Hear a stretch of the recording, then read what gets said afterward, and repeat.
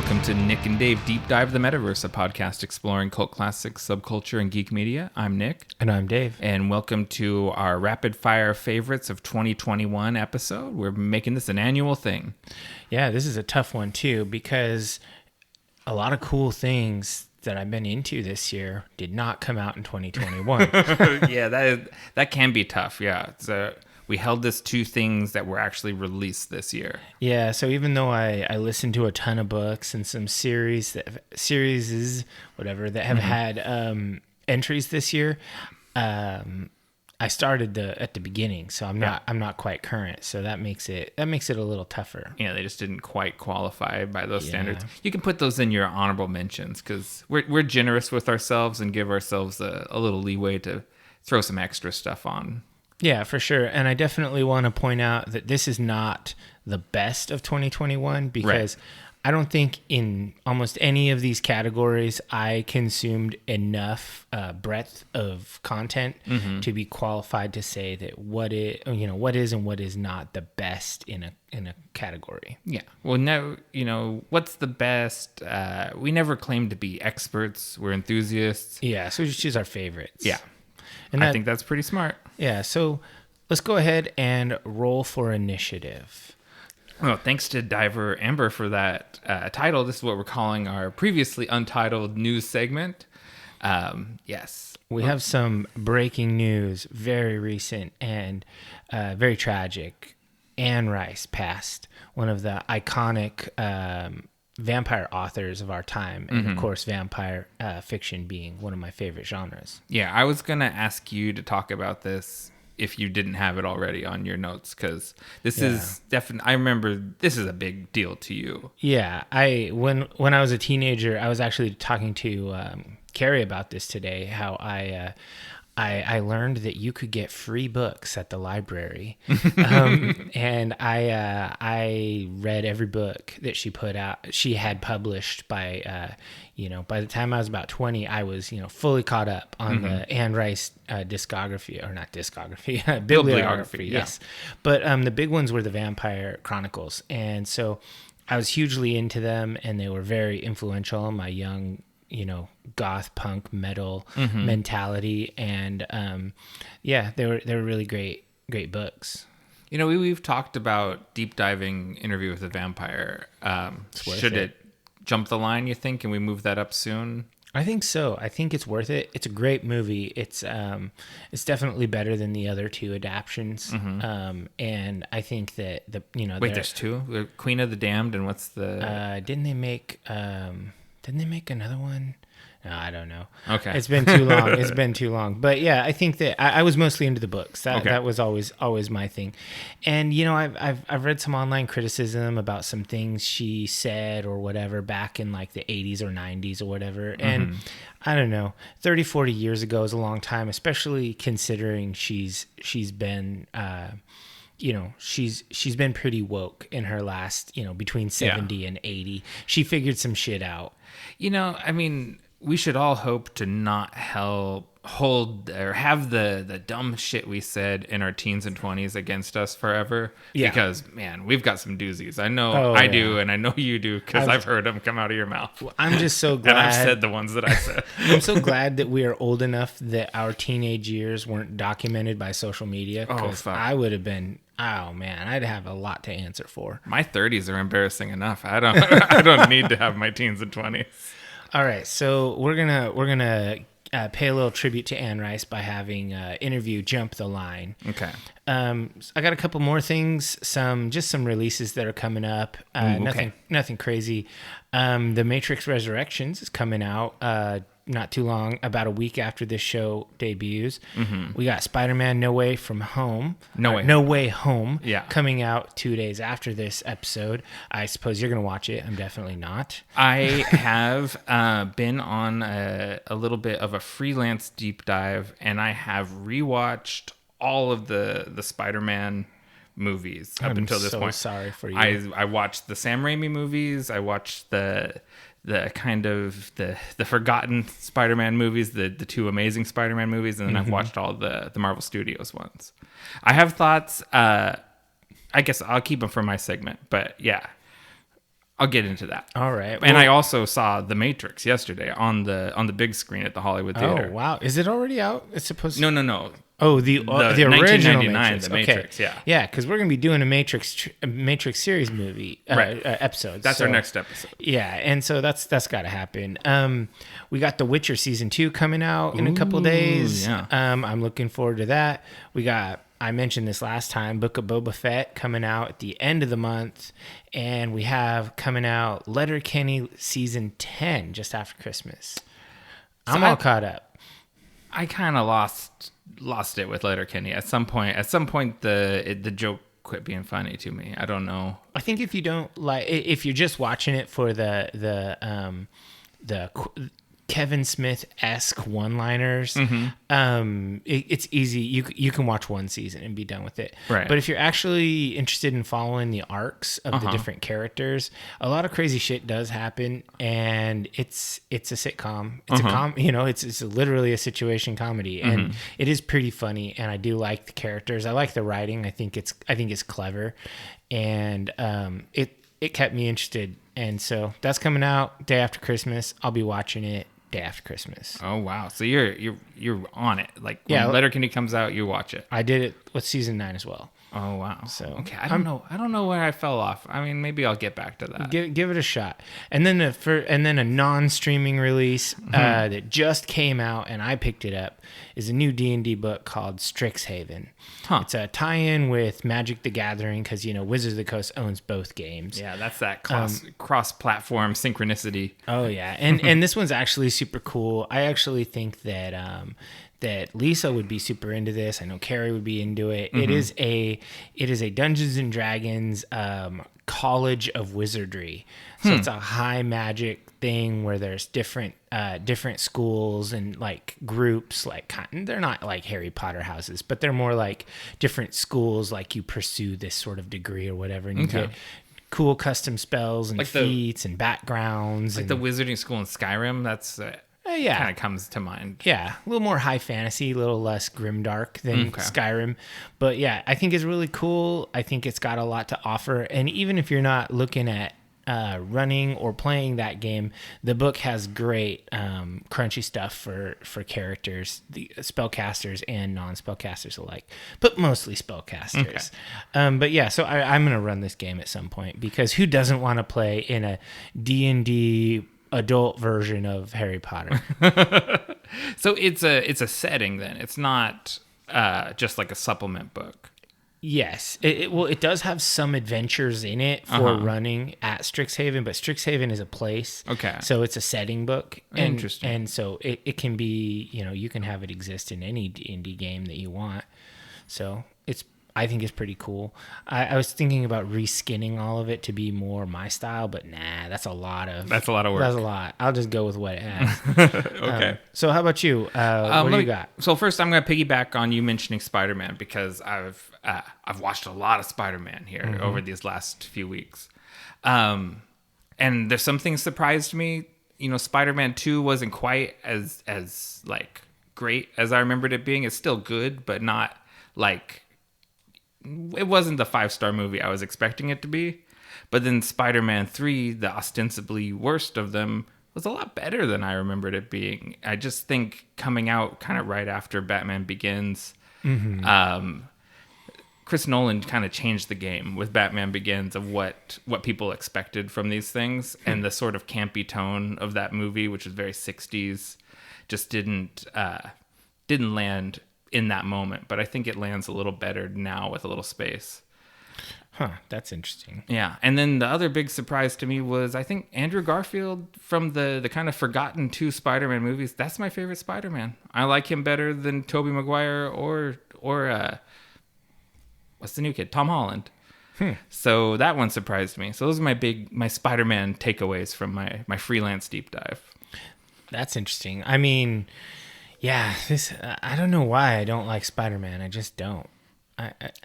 There was a point we were watching the original Spider-Man trilogy, and Lisa gets really negatively activated by some of Peter Parker's worst behavior. And I said, Is it because you see in him all of my worst traits personified? And she paused the movie and looked at me very seriously. She said, "It's very triggering."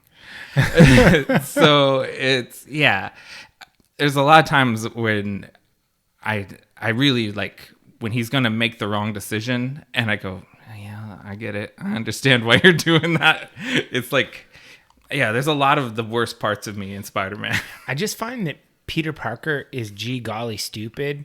He does really dumb things, but he tries to be just so earnest and Boy Scouty. That's kind of the new one. That's the Tom Holland Spider-Man. And I just don't like it. I think that the character is. I would love a Dark Knight Returns version of Spider-Man.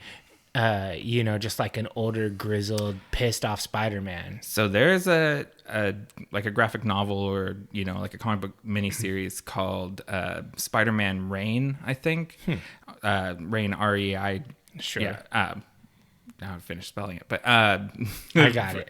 From Kara Andrews is the artist writer, and it's very much a Frank Miller style Dark Knight Returns Spider-Man. And it's dark, man. See, I would be down with somebody like a Frank Miller Spider-Man. Yeah, it's like it's too dark, I think. I don't like 60s style campy comic books. Yeah, it's like, yeah, it's rough. It was a good read, and probably you would like it because you like to see people suffer. But I thought it was pretty dark for Spider-Man. And then, morbidly, my other news item is another Morbius. Not Morbius, the living vampire. Yeah. No, my news item is another RIP, and that is Thomas Minsforth, a.k.a. Mincy, from seminal UK street punk band Angelic Upstarts, who passed away at age 65 on Friday from COVID. Ooh, and man, Angelic Upstarts, they're one of those like tail end of the first wave of UK punk bands. Mm-hmm. And they kind of set themselves apart from their peers because they're like genuinely political, like not like cartoon political like the Sex Pistols. Yeah. Where they say anarchist because it's a scary word. Like the Angelic Upstarts were talking about real things like, like the coal miner strike and, police brutality and stuff that was really going on in the times. And even today, like it's still like I listened to their first album this morning and it still feels very relevant and very now. Their first single was called The Murder of Little Towers. And it's about this guy it's a true story. He's an electrician and amateur boxing coach. And he died after a stint in police custody. And the song, it sounds like now, like it sounds like current events, the news right now. Yeah. And so, yeah, pour one out for Mincy. So it's a big loss to that scene. It's really, it's interesting seeing, like punk rockers who are old guys. Because it's like, I never thought of punk rock as like an old guy thing, obviously. But, it's been a long time. Those first wave punks are the cuspers of the baby boomer generation. Yeah, they're just, I think a lot of them actually like punk rock was made up by boomers. Yeah. Well, nobody wants to hear that though. Yeah. So are you familiar with Generation Jones? No. So it comes from Keeping Up with the Joneses, and it's sort of the same thing as the, what do they call us? The Oregon Trail generation. Yeah. Whereas those people that cusp in between Generation X and millennials. Like old millennial, young Gen X. So Generation Jones is that for baby boomers. It's the baby boomers that are on the cusp of Gen X. Interesting. And that's where the first wave punks all kind of fell. That's interesting. I didn't know about that cusp generation, but I guess there's probably one for every. Yeah. There's always that group that doesn't really fit in. Your like your childhood was in one generation, and then your young adult was in the next one, sort of, and so it just you don't quite line up with either. Yeah, that's interesting. All right, you got anything else for our initiative segment? Nope. We can move on to Podcast Fuel. Yeah, sounds great. This is actually a super good beer from Von Ebert. It is, and a lot of people would agree with you. It's a good beer because it has won many awards. 2021 Great American Beer Festival Gold for American IPA. 2021 Oregon Beer Awards Gold for American IPA, and 2019 North American Beer Awards Gold for American IPA. Yeah, it's pretty legit. Yeah, I thought, well, for one, Von Ebert is a brewery that we're both big fans of. Yeah. And for two, I wanted to get something that suited the theme of our favorites of the year, best Volatile of. substance. Yeah, so this one seems like this is, with all these awards, this kind of fits what we're doing today. Nice. I dig it. This is a really good beer. Yeah, Northwest IPA with Mosaic and Simcoe hops. It's got berry, pine, and dank tasting notes. And yeah, super balanced, just delicious. I've just about killed it already. Yeah. I'm less than half, and that's not normal for me. I normally have like 3/4 of a beer by the break. Yeah. So speaking of a break, let's take one, come back in, and get into these favorites.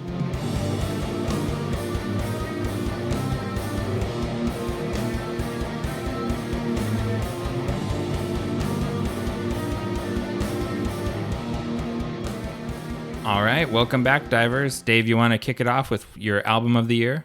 Yeah, but we're going to play a mini game. For each of these, we're going to try to guess the other person's, just because, we hang out a lot. And if you get my album or one of my honorable mentions, you get a point. We'll see who has the most points at the end. Okay. And then there's no penalty for losing. Cool. Who likes games like that? So let's see. If I'm going to pick your album of the year, Carcass has an album this year. Is it Carcass? Nope, it's not on the list. Ooh, that's not even one of your runners up. It's not. It's hard because there's like 10 I like that Carcass album. There's like 10 things I wanted to mention. So here we go. My favorite album of the year is one that I brought up on this very podcast. Okay. Harakiri for the Sky, Mare. Oh, yeah, that's a good one. I can't stop listening to it. It's so good. It's fast. It's heavy sometimes. It's melodic sometimes. It's sad sometimes. It's just so good. It's like post-black metal that occasionally feels doomy, sometimes feels neo-folky. It has everything, and I listen to it a lot. Whenever I'm just not sure what to put on, I just put this on. Okay. Interesting. It's a good one. So I kind of forgot about it because you told it kind of early in the year, I think. Yeah. This is an early one. Yeah. So my honorable mentions, I tried to keep myself to 2 in any category, but I got 3. I won't explain them. I'll just tell you. Enslaved, Caravans to the Outer World. Okay, that was good. I listened to that too. Wolves in the Throne Room, Primordial Arcana, and Times of Grace, Songs of Loss and Separation. Okay, that one I don't think I've listened to.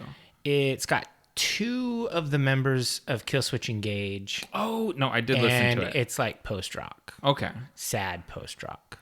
Or maybe I didn't listen to that because that's not... It gets heavy. It gets heavy sometimes, but it's all clean singing mostly. There might be a couple screams on the whole album. Okay. And it's all kind of depressive. Yeah. It's really good. It's a great album. I wouldn't really think of it as metal in my head, but maybe a non-metal person would listen to it and say, "This is definitely metal." You'd be surprised what people think is metal. It's not metal to me. It's no Wolves in the Throne Room. Yeah. All right. So what about you? What's your album of the year? Are you going to guess? Oh, yeah. Damn. Turnstile. Yes. It is Turnstile. Gotcha. I listened to that the other day. Pretty dope. Now I wish I was going to that show with you. Oh, but, I don't know. I don't think it's sold out. If you want to get on the train up to Seattle with us. We'll have to figure out the timing of that. But yeah I mean, I could see why you like it. Yeah. So I have the hardest time describing this band. So I'm glad you listened to it. Because everything I want to compare it to, it's because, not because it's something it sounds like, but it's because it's similar to how I feel like this band kind of blew up what hardcore is. Sure. Like the Deftones or Refused or AFI or any of these bands that kind of were a hardcore band and then became something beyond hardcore. Yeah, they like deconstruct a genre. Yeah. And it's clearly based in the foundations of 90s melodic hardcore, but they incorporate like dream pop and synthwave into it. And it's just really fresh and it sounds really young, which, at this point, I listened to like a lot of the hardcore albums that came out this year, and it's very much like steeped in the 80s. Like it sounds old from new people. This sounds like new music from new people. And sure, so yeah. that's really exciting to me. Because, and since we're old, we're psychic vampires who crave youth. Yeah, let me suck the youth out of you, Turnstile. Yeah. And so I think a big piece of that goes to the production from Mike Elizondo, he's like a protege of Dr. Dre. And I think that's a great place to come from if you want to still sound rough but commercial, because Dr. Dre really kind of mastered that, being gangster and radio friendly at the same time. So that totally makes sense to me. And then my runner up, according to Spotify, the album I actually listened to the most was AFI Bodies. Oh, okay. Interesting. Which I didn't, if you'd asked me, I would say, it's not even my favorite AFI album. Yeah, that's why it didn't make my list. It wasn't my favorite AFI album. But I guess I listened to it a ton. Okay. So I must like it, because maybe similar to how you're saying with Mare, like when I'm absentmindedly, what am I going to put on? Apparently what I put on was AFI Bodies. Interesting. So so that's my runner up. How about your game of the year?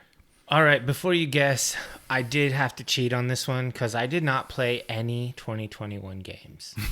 None? Zero at all? 0 games. Yeah, I had a similar thing, but okay. So if you're going back to 2020, did you retroactively do Cyberpunk? I did not do Cyberpunk. Okay. I might have if they had put out a DLC for it at some point this year, but they didn't. Okay. And that sucks. I actually cheated and went way back, way back. Okay. And I chose disc golf. The reason, first of all, it was new to me in 2021. Fair. Okay. Also, in the pandemic, it essentially blew up. It exploded. The PDGA, which is the Professional Disc Golf Association, it went from under 100,000 members total ever to 200,000 members in 1 year. So they more than doubled in a single year.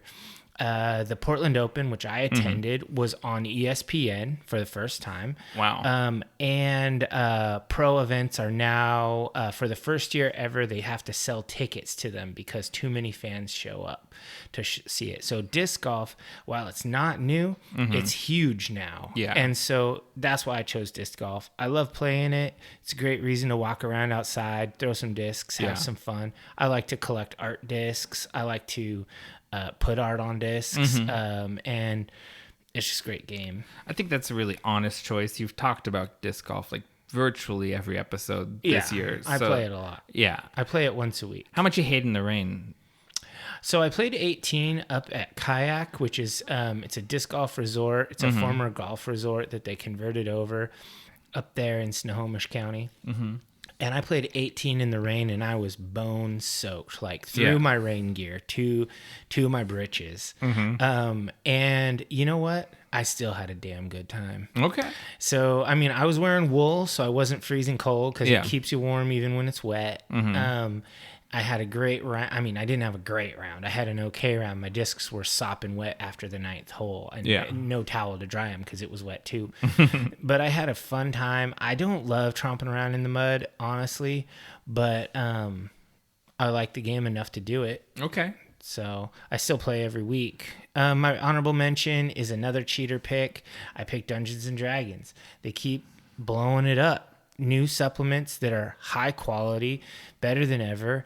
Their Critical Role Campaign 3 started. It's made a huge splash, huge viewership, and the Vox Machina cartoon is about to come out in a couple of months, which is probably going to make my 2022 list.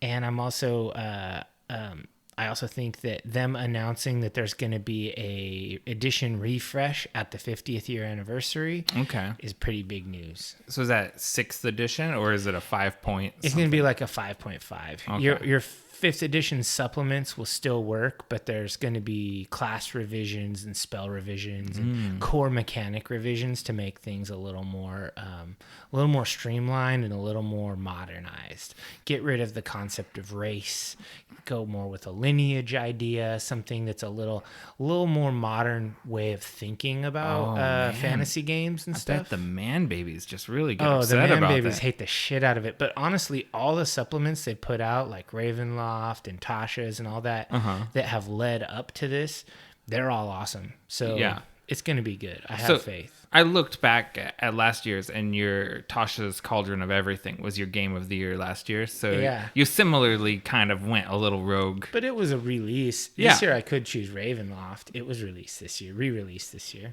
No, I think Disc Golf is an honest choice. Yeah, that's true. It is my It was your game of the year. So how about you? What's your game of the year? Okay, let's see your guess. Yeah, you haven't been talking a lot about games, to be honest. So I'm just gonna guess. Man, I don't have a guess. I can't tell. No, it's fine because I haven't talked about video games because I haven't really played anything until like just recently. Oh. I got Marvel's Guardians of the Galaxy. Oh, is it a fighting game? No, it's like a third-person action-adventure game that you play as Star-Lord, and then the other Guardians are essentially like you think about like how your companions behave in not Skyrim but Fallout. Okay. So it's like you have 5 of those companions instead. Interesting. They just kind of do shit. Yeah, they do shit, and you do coordinate them in battles, like you call out commands and stuff. Huh. And here's the hook. I realized after playing it for just a little ways in the game, maybe a quarter of the way in, it's a D&D game. Oh, and that's your party. That's your party. Star-Lord is a bard. Drax is a barbarian. Gamora is a fighter. Groot is a druid. Rocket's a rogue. And it plays like a D&D game, and you dungeon crawl with the Guardians of the Galaxy as your D&D party. That's dope, because D&D is awesome. It's a lot of fun. Like, there's little D&D kind of Easter eggs kept happening. Because, like, one of the very first enemies you encounter is a gelatinous cube, basically. And I'm just like, that's like a D&D monster. And like as I played the game longer and just more D&D stuff kind of showed up, I was like, they based this whole thing on D&D. This is a D&D game. This is a better D&D game than the D&D game that they released this year, whatever that was. Because that got terrible reviews, and this is Best Narrative 2021 Video Game Awards quality. Wow, that's interesting. You know, it was funny when I was trying to think, I was like, of what to guess, I was like, it's probably some comic book bullshit. Mm-hmm. Yeah. So I was thinking about this. So comic books, Marvel to me is D&D to you. I think the burden of entry for me is really low. Sure. And I'm going to check out everything. Yeah, and I'll buy every D&D. Whatever the D&D thing is, like you listen to multiple D&D podcasts, and you watch whatever shows are going to come out. You buy the supplements.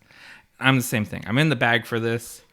I can't criticize. Yeah. But anyways, I don't know if you will like this game, if you like, because you don't like the console. Is it PlayStation? Yeah. Okay. It'll probably play better on your PS5 than it does on my PS4, where some of the loading times are egregious. But it's really fun, and Square Enix had an Avengers game last year, I think, or the year before. Mm-hmm. And people were really disappointed in it. And ultimately, I never bought that one. And I bought this because I kept seeing reviews that say, this is the game I wish the Avengers was. Interesting. Okay. Well, that's cool. Maybe I'll have to check it out. Yeah. And then my runner-up, the only other 2021 game I played was the remaster of Tony Hawk. Oh, man, that's a remaster. And I don't know if that even counts. That's like me cheating. Yeah, it's like this is a game from the 90s. I didn't cheat in any other category, I'll say. Okay. I kept it straight. Well, then let's see. Your show of the year, I'm going to say Wheel of Time because you talk about it a lot. We'll give you the partial. That's in the honorable mentions. Oh, okay. It's not your top one. It's the reason is it's not done yet. It's not over. It could shit the bed. I don't think it will. No, because I'm really liking it. It's still got 2 more episodes before it's over, as of this recording and as of this release, actually. Okay. So I'm I think it's going to be cool. I'm really enjoying it. But my show of the year is something that is done, finished up this year, and I'm stoked for the next season. What We Do in the Shadows. Season 3. Did you like this current season? It's the best season yet. Wow. And I'm not alone. Like, there's a lot of people that said that. Like, I laughed my ass off through the whole thing. I love the Guillermo and Nandar plot lines. Mm-hmm. Nandar's my favorite. He's hilarious. Mm-hmm. The actor is just so good. Yeah, I'm a Laszlo man. Oh, I would have figured you like Laszlo. I find myself walking around the house, fucking guy.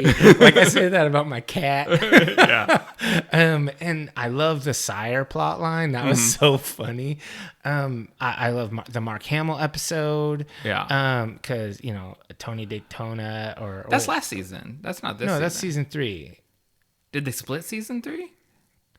I don't know. Maybe the Mark Hamill was season 2. I did power watch all of them again. Oh, did you? Okay. I did. I really liked the Colin Robinson plot twist at the end. Yeah, that is pretty dope. Do we spoil that? This is not a spoiler-free podcast. Never has been. Never will be. Oh yeah. So Colin Robertson was reborn as a baby. So like they find out. Laszlo finds out that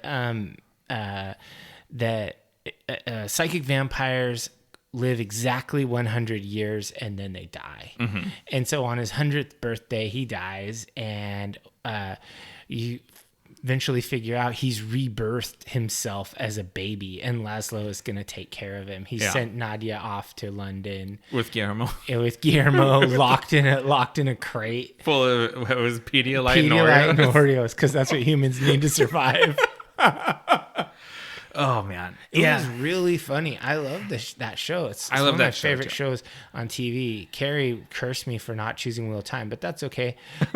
My other honorable mention is Reservation Dogs. Oh, I loved that show. Uh-huh. I want more. It's super good. So let's see if I can guess your show of the year. I don't know, maybe Reservation Dogs. Yeah, you got it. Okay, yeah, Man, good. You pay better attention to me than I do to you. So yes, my show of the year, Reservation Dogs. We've talked about it on the show before, but I'll just repeat some of the key vitals. Mm-hmm. It's created by Sterling Harjo and Taika Waititi for FX on Hulu. Man, I had 2 of his shows on my list. Taika, yeah, he's good. He's the man. So there's a Marvel thing you can be excited for. That's Thor: true. Love and Thunder. I'll watch it.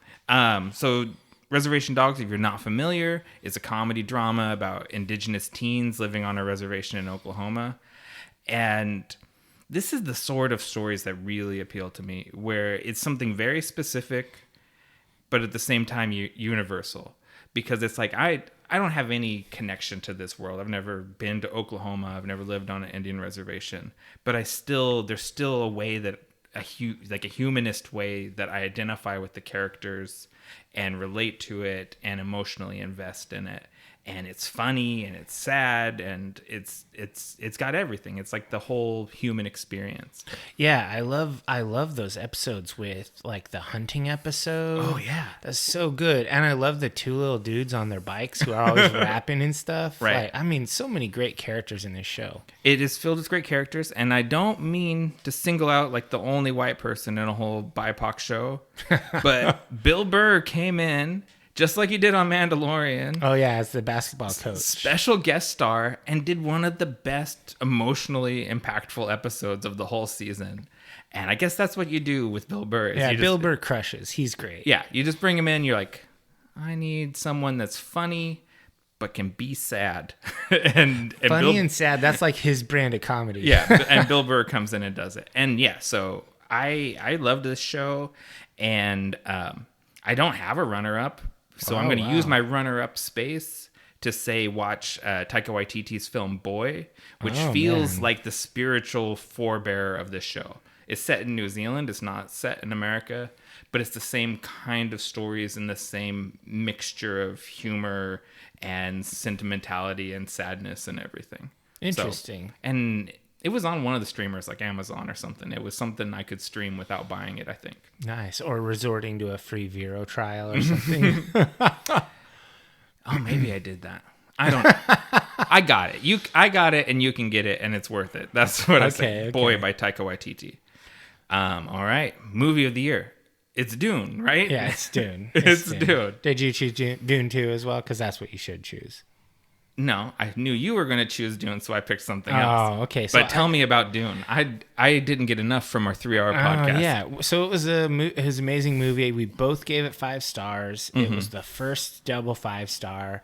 And it was, I mean, I've seen it a few times now. I saw it on IMAX. I've seen it at home. And I just can't wait for the next one, honestly. I've watched a lot of YouTube videos about like things you might have missed. And I was like, I didn't miss any of that dipshit. That's the best. I'm Ron Swanson. I know more than you. At the Home Depot? Yeah, exactly. Yeah. No, and I know exactly what you're talking about. When people like any sort of criticisms I've seen him doing, it's like, you don't get it. Yeah, it's like, if you knew, you wouldn't say that, but you don't. Totally. So yeah, it was super good. My honorable mentions are Bo Burnham Inside. Oh, okay. I loved that special. Is that a movie? It's a full-length special. It's Okay. It's a comedy special. Yeah, whatever. I guess it is. I was thinking it had episodes, but no, I don't think it fits as a show. Okay. And then what even is a show? yeah, I don't even know. The other one is The Green Knight. I really liked that movie. You came around on The Green Knight? Yeah, I came around. It's not a perfect movie. I didn't like some of the acid trippy stuff in the middle, but ultimately, I think that it is a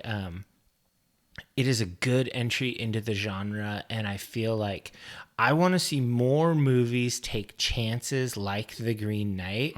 I want more in the genre like that. I don't want more I don't want more polished retreads. I want more shit like this. You know, see, that's why I kind of that was a hot take that we did as the hottest of takes, because we recorded immediately after watching seeing it, yeah. and I regretted that because I think it needed some time to ruminate, and our hot take thoughts were a little unformed. Yeah, I think I was a little uncharitable toward it, but I think ultimately it was good. We need more movies like that For sure. And I'm tired of seeing remakes of a bunch of stuff. And I realize this is not an original story, but it's ancient. This is an original. This is some original filmmaking, and it's excellent. Yeah, and and I'll just elaborate on this. I'm going to springboard off what you said there. It may seem hypocritical when we say things like we want original content and not remakes, and then like fellatiate Dune. Yeah. And it's like that, but Dune feels original, even though that it has been adapted previously. It was adapted in a flawed way. What Villeneuve did is something original and groundbreaking still. Yeah, I agree. And Green Knight has been adapted. Sean Connery played the Green Knight. Yeah. But this is still something new. It's not the fucking 9th Spider-Man movie, which I will see opening day, but come on. How many Spider-Mans do we need? We need to put our foot down and stop watching this bullshit. I'll never stop. And I'll be there. I'll be there for a Batman too, but that's the 1,000,000th Batman movie, right? I lost count of how many Batman movies there are. So new stuff and new takes are important. I agree with you. So let me see if I can guess your movie of the year, because you should have chosen Dune. I should have. You didn't. I did choose Dune, and I'm going to go deep on my honorable mention. Okay, so so then I'm right. I get the point for Dune. Sure. Okay, I can't. You've already won this. I'm way in. Yeah. You got one though. You didn't you? You I got a half point. You got Wheel of Time, yeah. I got a half point for Wheel. I'm at 1.5 points, and you're like at 3. I think this is my third one. Okay, so yeah, dominating. So what is my honorable mention? Your honorable mention is going to be God, I don't know. It's going to be some comic book bullshit. Sort of. I don't know. Go ahead. Evangelion 3.0 plus 1.0 Thrice Upon a Time. That almost made my honorable mention list, actually. Yeah. And so I'll be brief about this because we did a 2-hour podcast on it. But this movie affected me profoundly. Sometimes a piece of media comes along at just the right time when your head is in the right place and you receive it and it feels like it's speaking to you directly. It speaks directly to what you're feeling in the moment. And that movie did that for me. And so it's a little unfortunate. My movie of the year, it takes like tons of media homework for you to get into it. And it's really esoteric and weird, and maybe you won't get it. But to me, that movie just really spoke to me and about all my frustrations with the world, society, fandom, and all of these things. Like, it just really resonated with me. It was a little too meta for a casual person. Yeah, I mean, because it's like, watch a season of a show and 5 movies. And people are like, pass. Yeah, there's a kid wearing a hoodie with the Evangelion, whatever, Nerve, Thrice Upon a Time or whatever. He had a hoodie on with the movie poster thing on it, and I just said, I watched that, and he looked at me like, what the hell, you're old. Oh yeah, it's pretty funny when you let kids know I know what's going on in your world, kid. Come on, Evangelion's from when we were kids. It's for not real. Theirs. Evangelion that's total. I mean, that's millennial anime. That's that 90s with Cowboy Bebop and like that sort of Rip Cowboy Bebop. Yeah, I mean, you talked about that last episode. I still haven't watched it, and I never will. I didn't love it. Yeah. Bummer. Too bad they didn't do a better job. What is your book of the year? You got to guess? You're probably going to guess at least my honorable mention. Yeah, because didn't we get a Dresden Files book this year? We did not. We got 2. We got 2 last year, and there's not a new. There wasn't a new one this year. Okay, hold on. Otherwise, that would have been an easy slam dunk. What is? Oh, jeez, what book series? What's another book series I'm drawing a blank. Let's not waste air on it. Yeah, you're not going to get it anyway. The actual book. Okay. It is called Kith and Kin. It's by Marika Nijkamp. I'm sure I'm saying that wrong. It might be Nijkamp with the silent J. I don't know. This is the first Critical Role novel. So it's a D&D tie-in, just like you said. I'm up for it. But this is really cool because it's a prequel. When Critical Role Campaign 1 started, I was up for it. I was there. And the party existed. They were an adventuring party doing shit. Right. This is an origin story of 2 of the characters who are twins, and they brother and sister who were 2 of my favorites, Vax'ildan and Vex'ahlia, half elf ranger, half elf rogue, and this is their origin story, and it kind of takes them from their childhood up until their adulthood, and it's super good. Like, they were able to hire an amazing author to write this. Mm-hmm. And I think it's really cool. I mean, I already was heavily invested in these characters, watching over 100 episodes at 3 hours each. And so these are characters from the first season? Campaign. The first campaign. And do you get to the getting the band together part where you form the party, or it doesn't fully get to that part, and I like that actually. I don't want it to link up. I want it to be a little loose ended, so there's more wiggle room. Mm-hmm. And so the cool part about this, because I listened to it on Audible, it is narrated by Robbie Damon, who's he's technically a guest player for Campaign 3, but he's been in all of the episodes of Campaign 3, and he was from Exandria Unlimited. He's a professional voice actor. He's done tons of audiobooks. But the coolest part of it is that Laura Bailey and Liam O'Brien, the players of those characters, they voice all the dialogue. It is fucking great. It's almost like a radio play. Oh, okay. And so I absolutely love it. I can't wait for another Critical Role novel because they have the bucks to hire the like excellent authors. There's definitely going to be more. Why wouldn't they? Yeah, it seems like Critical Role's thriving. Oh yeah, they're the biggest D&D property out there, and it's good. And if it was crappy, I'd be I love to shit on things. Mm-hmm. I would be there for it. Interesting. I think if it was a crappy D&D thing, you just wouldn't mention That's true. There are some crappy ones I've tried, and I just let them go. Yeah. So my honorable mention, I only had one because whereas I've consumed a lot of books this year, only a few were released in 2021. I have two actually. There's Where the Deer and the Antelope Play: The Pastoral Observations of One Ignorant American Who Loves to Walk Outside.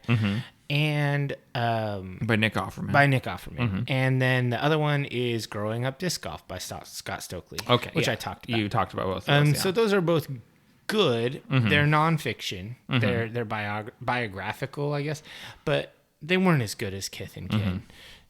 Are you steeped on the difference between autobiography and memoir? Being a certified English teacher, I probably should know these sort of things, but they're mostly, I think, don't quote me on this, but basically a memoir is not held to the highest level of accuracy as an autobiography is. Okay. Interesting. Okay. That sounds kind of right to my reckoning too. Yeah, I'm probably wrong, but I'm not going to Google it. You're in the ballpark. Yeah. So your favorite book this year was probably a trade paperback of a comic book. No. I don't know. What was it? No. My book of the year is Once Upon a Time in Hollywood by Quentin Tarantino. Did that come out this year? That came out this year. Wow. It is Tarantino's debut novel, and to call it a novelization of the film by the same name would be misleading because it's like an alternate telling of the same story. And it expands on everything. Like, it provides a lot more context, a lot more backstory. It goes deep on parts the movie just sort of brushes over, and it is kind of edited in a different order than the movie is. Like, the climax of the movie gets mentioned offhandedly kind of in the middle third of the book. And it's very different. It's its own thing, but the two properties enrich each other. The book enriches your viewing experience of the movie, and vice versa. If you've seen the movie, then the book comes to life in a way that it wouldn't otherwise. That's interesting. Yeah, and so if you don't know the story, it's about slightly past his prime Western star Rick Dalton, who's played by Leonardo DiCaprio in the film, and his stuntman turned valet Cliff Booth, who's played by Brad Pitt. And it's set in Hollywood at the end of the 60s, around the time of the Manson family murders. Okay. And it mixes real life events and fictional ones, and it presents an alternate history. So where Tarantino he fixes the things in his mind that went wrong in these events. And it's really just like this sort of love letter to that era of Hollywood. And it has some weird parallels to Hollywood today, like the way Westerns were in the 50s and 60s is very much the superhero movies of now. Sure. And this is at the end of that run, which is really, after 20 years of superhero movies, that's where we are right now, too. Yeah, what's going to be next? Jeez, I don't know. What is the next? What's the big... Let's see, what pick... Is it heroic fantasy? Is that where we're going into? Oh, I would love that. 20 years of high fantasy stuff, dragons and shit. That'd be dope. But I actually think we're gonna go more sci-fi. I think we're I think that there's gonna be some post-apocalyptic stuff. I have dystopia burnout where like I don't enjoy dystopia the way I did when I didn't live in one.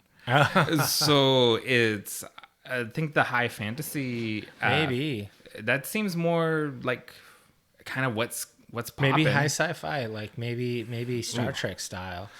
Aspirational sci-fi. I'm there for that too, where it's like it's not cyberpunk dystopia. It's like where we got things right sci-fi future. Like the newest season of The Expanse just started, so that's some sci-fi. It's not aspirational. No, that's dystopic. You think so? I don't know. I have never watched it. You should. I should. It's the best sci-fi. I should watch it. Everyone tells me that.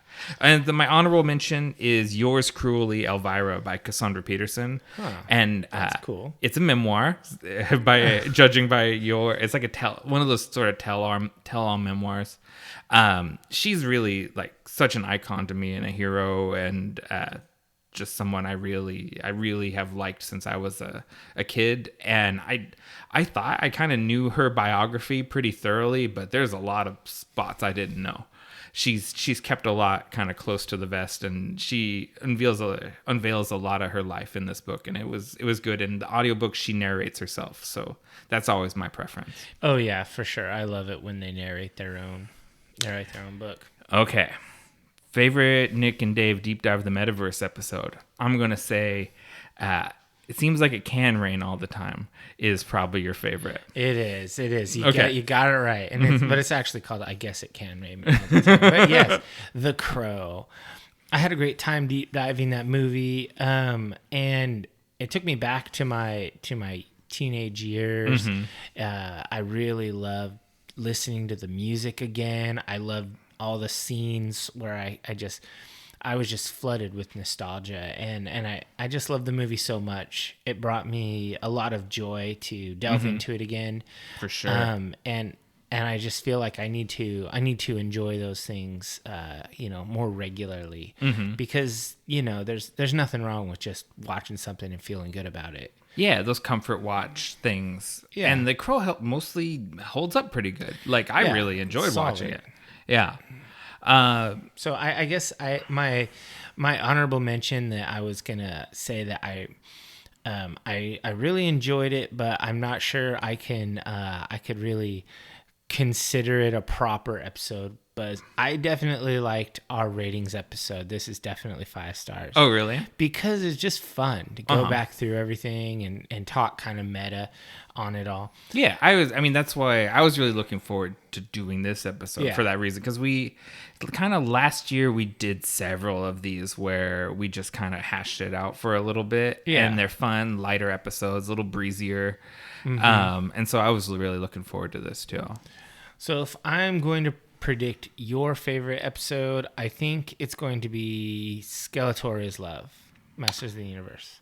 No, but that's a good one. Okay. We'll say that's my runner-up because I didn't pick a runner-up. All right. And that one was a lot of fun. That was a good one. I really enjoyed getting back into that movie. And we never talked about it. Did you watch the Netflix animated show?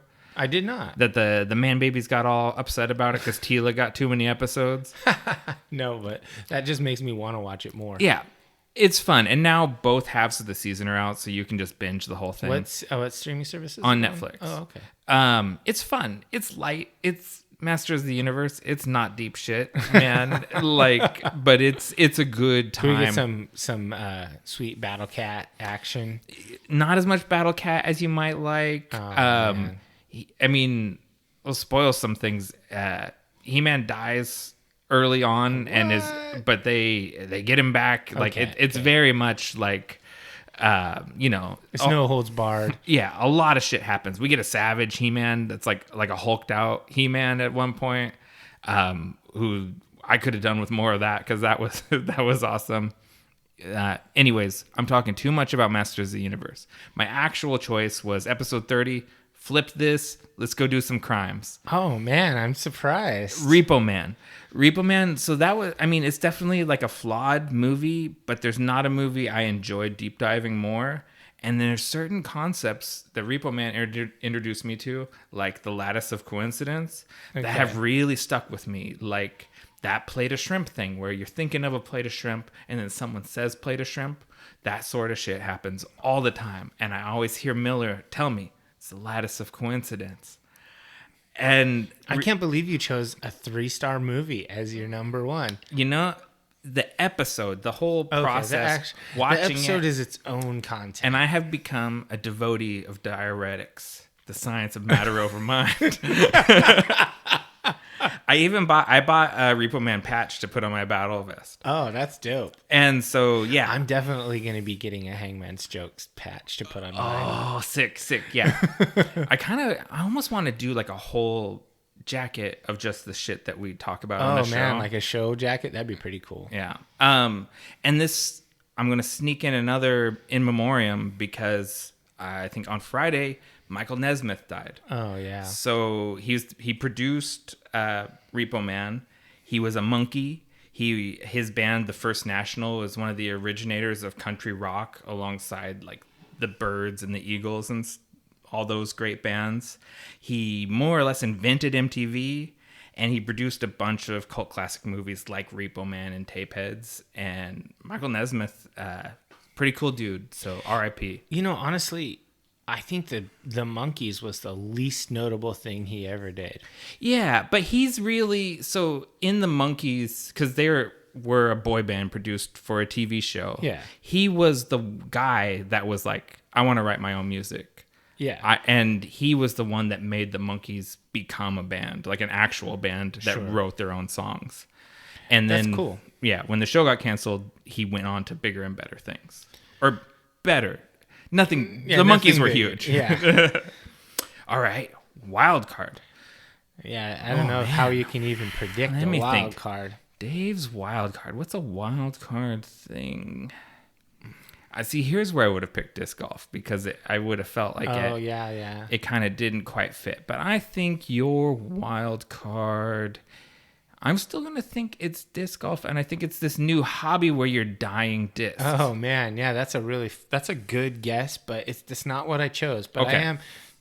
I am getting pretty interested in this whole dyeing disc. We're looking at buying a Cricut vinyl cutter and doing digital stenciling and stuff like that. Oh man. Maybe even doing some online retailing of art discs. Interesting. Anyway, but that's not what I chose. I actually chose 2021's best and greatest undisputed release of any and all things. Okay. The COVID-19 vaccine. All right. Because it was released this year. Okay. That's a great wild card. And it changed my life because divers who don't know me personally, I'm relatively healthy. I'm not mega fit, but I can run a mile. I do physical activities as my hobbies. It meant that if I get sick, I probably won't get that sick because I'm relatively healthy. I have low blood pressure, no lung problems, etc. So that means I can live my life a little bit more laissez-faire, a little bit give a lot less fucks about getting my wife sick. So it means I can go to restaurants, I can go do stuff, whereas before the vaccine, man, it sucked being a shut-in because I'm an extroverted guy. I like to talk to people, I like to go places. I feel if I don't leave my house in a day, it feels like I wasted the day. Oh yeah, I'm the same way. And so a lot of people are the opposite. They hate leaving the house, but I need to leave the house. So the vaccine was my number one thing because it let me go about living again. My honorable mention, which is just a selfish thing, I happened to get a 2021 model Gibson Les Paul Custom. It fit the year, and I'm quite fond of the guitar. Yeah. So that's my honorable mention. It's one of my bucket list instruments. Yeah. So I finally got one. Now I can be like my heroes. But you had a Les Paul before, no? Like a Gothic I one? have a Gothic Les Paul Studio from the early 2000s, one of the limited edition runs, but this is the proper Black Beauty, black with the white binding and the gold hardware, the kind that you see all the classic guys playing. Who do you feel like when you're playing it? Who's your icon? Oh, I mean, that you imagine? It's hard to say anybody but like Jimmy Page. But I mean, in reality, I don't know. The reason I always wanted this guitar, and this is gonna sound weird, is maybe it's not weird. It's just niche.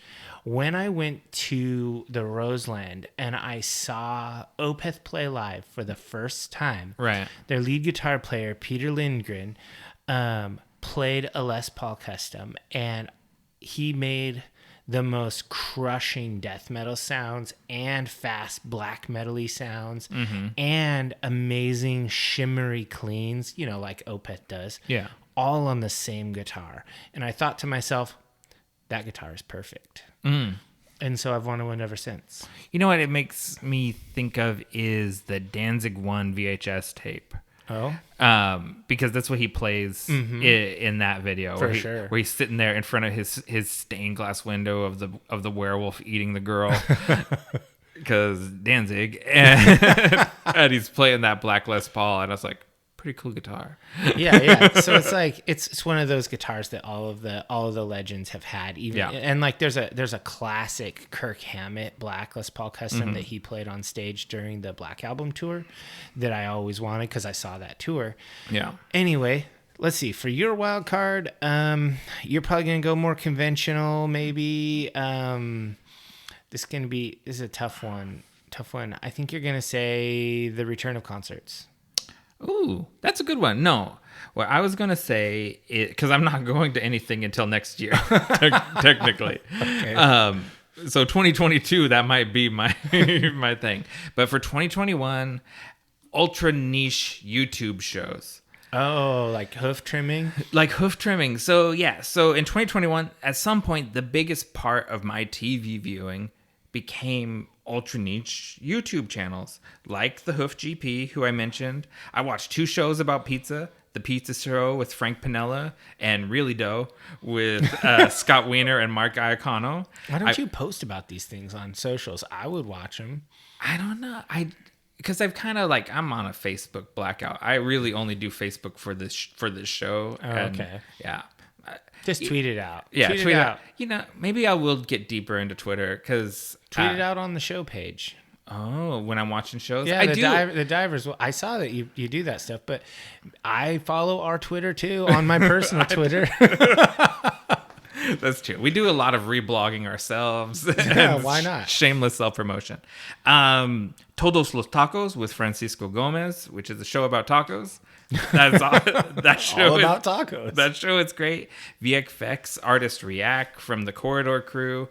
Everything Patrick H. Willem does on his channel. Okay. In this huge landscape of content that we live in now, it's possible for every sort of thing to find its audience. Like, there's, several million people that want to watch a show about tacos. Yeah. It wouldn't cut it on broadcast TV, but on the internet, it gets enough views. And so, yeah, ultra niche YouTube shows is so in for that because I am mega into ultra niche YouTube shows. Like, I have a lot of them that I get notifications when they're on, and I'll tell Carrie, okay, we got to go and watch the new Ola episode. Yeah. Or we got to, like every time Daniel Green puts out an episode, there's a lot of people who were like that. Yeah. And so it's like, people say, oh, what are you watching now? It's like, I watch this guy go around Mexico eating tacos. I love it. Yeah, exactly. I love that. And they're like, what? It's on YouTube, and I've watched all of them. Yeah. Yeah. There's this guy who does trick shots with discs. I watch his shows. I'm the same way. There's really weird shows. That's one of the good things about the internet. Yeah.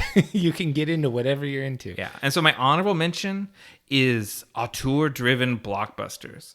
Oh. So 5 out of IMDb's top 10 movies of 2021, and these are their top 10 by clicks, not by quality. Okay. Because there was my most hated movie of 2021, Mortal Kombat, made this list. Oh my god!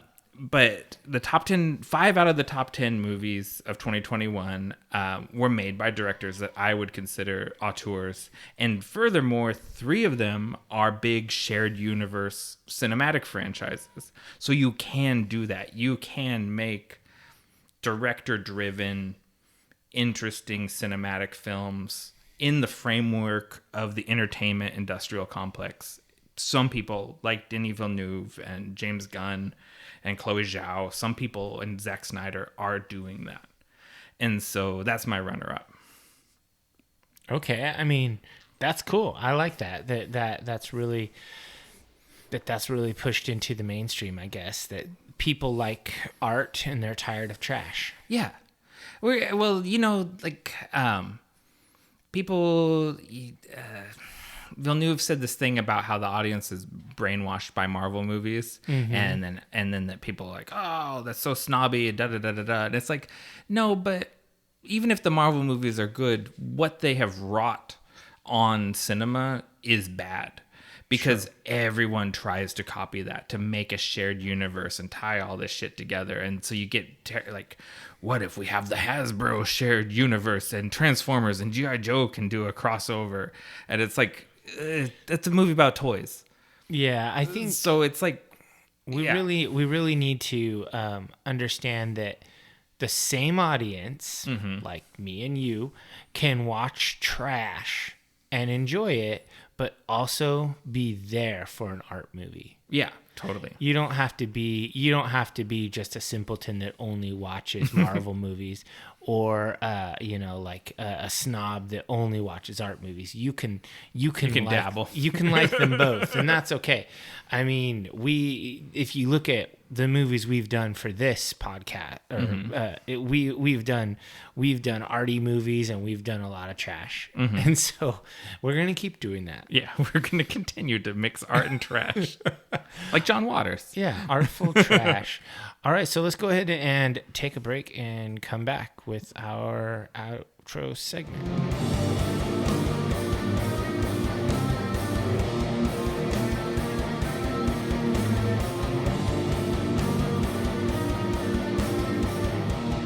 Okay, welcome back, divers. It's our final segment, the one where I asked Dave, what are you into right now? But before we do that, I do have to admit, Dave won our points. That's as far as guessing. He guessed way more of mine than I did of his. Yes, I will redeem those points at some point. Okay, now, what are you into right now? What I'm into right now is something I mentioned a couple times, I think, in the last couple months. It's Barrowlands recording. Oh. So we've been doing drums and we've been doing a lot of other stuff, but ultimately we have enough songs for a double album. And we have recorded... So that's like 4 songs for you guys, right? That's funny. Most of our albums are 5 songs-ish, but they're pretty long. So we actually have 9 songs. We can fill 2 LPs worth of... We can fill 2 12-inch records front and back with sounds. Nice. So that's our goal, is we're going to try to... We're working with our record company to do that. And me and Jay played all the scratch guitars, which is what the drummer uses to record to. And so now he's done that. We have all the drums. Now I have to lay down all the bass lines. Me and Jay are going to do those. Okay. And then Carrie's going to do our keyboards parts. And then we're going to have my rhythms, and Jay plays a few rhythm parts here and there, and then we'll have leads and viola and extra keyboard parts, and then finally my vocals on top. So we're going in there. We're doing this like a couple days a week. We're spending quite a lot of time working on these things. And so where's there? Is there here in the pod cave? Yeah. It's, well, if the divers were here, they'd see that we have a huge recording rig, a Pro Tools rig with some really nice audio interfaces and stuff right next to us. That is this room, the podcast cave, is our booth, and then the recording happens out in the studio. So who's doing the engineering side for you guys? That would be Jay, our lead guitar player. Yeah, okay. He's a sound engineer. He's really good. Very good. So we're doing that, and that's taking up most. I won't say most of my free time. I still play a lot of games and disc golf and stuff, but it's where my creative focus is at right now. And I haven't really, I haven't played a lot of bass in a while. So I restrung my bass. I'm listening to the MP3s of the songs, and I'm playing bass and writing lines and trying not to get, overly ambitious or overly, I don't want to play bass parts that are really just guitar parts, but played lower. So I'm going to try to keep it in the pocket, stick it with the drummer, and play some cool bass lines.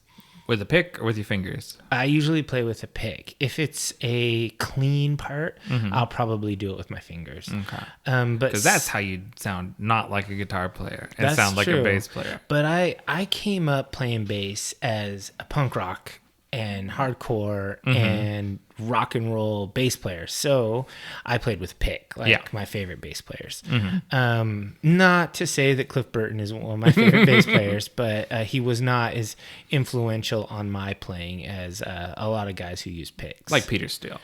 Yeah, like exactly like Peter Steele. Peter Steele, Jason Newsted, those guys, they kind of they dominated my bass playing. So how about you? What are you into right now? I'm into something, I think, thematically that goes along with that pretty well. All right. And that is The Beatles Get Back by Peter Jackson on Disney+. Oh, no. Peter Jackson took 60 hours of raw footage and 150 hours of audio recordings that were captured by director Michael Lindsay Hogue when he was making his 1970 documentary Let It Be. And crafted a 3-part, nearly 8-hour documentary series that's centered on... So like The Hobbit, based on a child's book. Yeah. Peter Jackson, like I kept saying to Lisa, Peter Jackson works in 3 threes. He does series of 3s. Yeah. And not quite 3 threes, because then it would be a 9-hour movie. He did restrain himself a little bit, and it's an 8-hour, 3-part documentary. And it's all centered around... the recording of what would end up being the Beatles' final album, Let It Be, and their final public performance, which was on the roof of their studio building.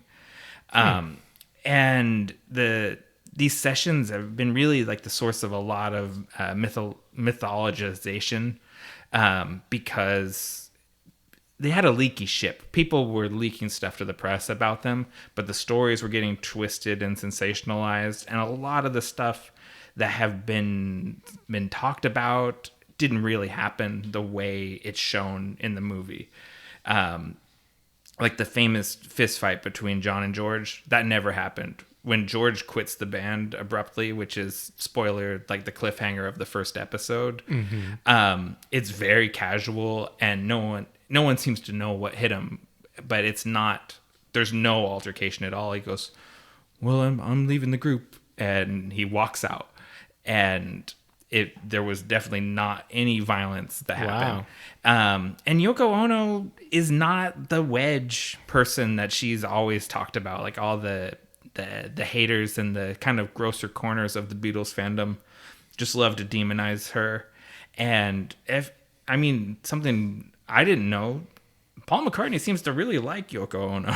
Like they get along well in this thing. And so it's just really interesting watching something that's been so mythologized, just watching this sort of fly on the wall raw footage of them. Watching their songwriting process is really fascinating. Their banter with each other and camaraderie is really funny. And it's heartbreaking to watch this band at kind of the end of their decade-long run falling apart in a way. Like, this is the last album that they release.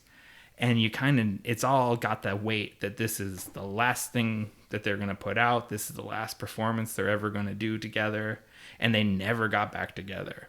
Yeah. So it's heavy, but it's just, I don't know. It's really interesting. And for me as a fan, I was, caught up in it. It drags because it's 8 hours long. And sometimes you're going to pull out your phone and then you're going to be like, holy shit, he just came up with the riff for Get Back. And then you rewind it and watch that moment when Paul McCartney just like comes up with the lead single for the album. Nice. And you're like, wow, that's how they wrote songs. I don't know why Lennon's name comes first, because it seems like McCartney kind of has the seed of all of those songs that are Lennon-McCartney songs. But I've only watched the excruciating showing of the recording of one of their albums, so maybe the earlier ones were different. Yeah. But anyways, I know this is daunting. Like 8 hours is a lot to ask of a casual fan, but obviously Disney thought it was worth putting the money in to do this, so I know there's a lot of people watching this. Yeah, I'm definitely not going to watch it. Yeah, I know this wasn't for you, but if you are someone you're like, do I want to watch an 8 hour? If you ask yourself that question, an 8 hour on Led Zeppelin or Black Sabbath, or Alice in Chains, or there's a lot of bands I'd watch 8 hours if it wasn't, but not the Beatles. That shit's played out. I still think you might find it interesting just to watch how they worked, especially because, like you say, you're recording right now. Mm-hmm. Watching what a recording looks like when you have unlimited money. Oh, yeah. and they just jam for days and days. But anyways, that's what I'm into. That's pretty cool. I mean, I like music, so maybe I'll try the first episode, and if it's terrible, I just won't watch the rest. I'm willing. I'm the type that's willing to cut my losses and just give up on it. Yeah, I don't predict that you'll be super into it because I don't think, because you're not invested in the songs, I don't think any of the moments will be as special to you. Okay, That's my thought. Yeah, I've heard that before. Yeah. Yeah, I was never the kid that was listening to the Beatles on repeat. Well, you want to give them the call to action? Subscribe to us on your favorite podcatcher, as well as YouTube, Spotify, and Audible. Don't forget to leave us a review. A 5-star review costs you nothing, but means everything to us. New episodes of Nick and Dave Deep Dive the Metaverse drop on the 1st and 15th of every month, and you can find us on all social media platforms across the Metaverse as Deep Dive the Meta. We are on Facebook, even though they're trying to steal Metaverse away from us. We're on Instagram because we like pretty pictures, and we are on Pinterest, even though they flagged a link to our own episodes as spam and wouldn't let me share it to a board. I think we need to cut the cord on Pinterest. I've put so much time into curating those pages. Well, I guess this is really goodbye. Don't say goodbye. Say good journey.